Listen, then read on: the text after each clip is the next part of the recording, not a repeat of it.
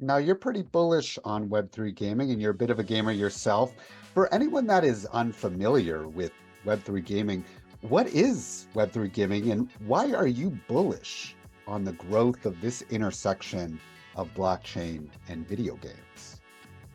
Yeah, that's a good question, John. So, gaming in general, and I think at some point we're gonna stop calling it Web3 gaming. It's just gonna be gaming because at the end of the day, you're not gonna feel or sense any Web3 interfaces. In fact, I'll talk a little bit about that in a bit. But yeah, I mean, essentially, it's kind of so what for me, what got me really interested in Web3 gaming as a gamer, there's about $150 billion, spent every year on in-game assets, right? And we're not talking about the ability of playing, Call of Duty or Candy Crush on your mobile phone or whatever.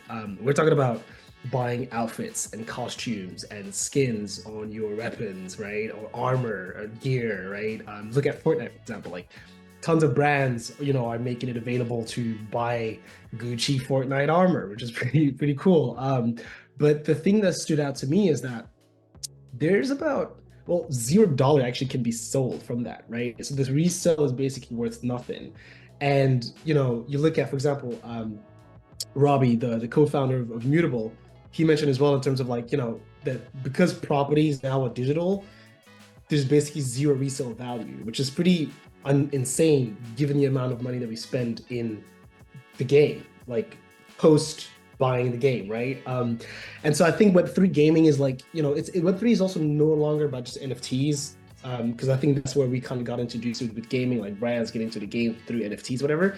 I think now we're thinking about, it's leveraging the technology to actually have, property ownership, right? And kind of getting access to these respective in-game assets, being able to own them because they are rare, they're unique, and with the future having interoperability, right? We're talking about using armors that you've gotten from like Kratos and God of War, which is one publisher, and playing that on Assassin's Creed, right? Like with Ubisoft, like it's the creativity that you can have with that. To me, it's just like, yeah, this is cool.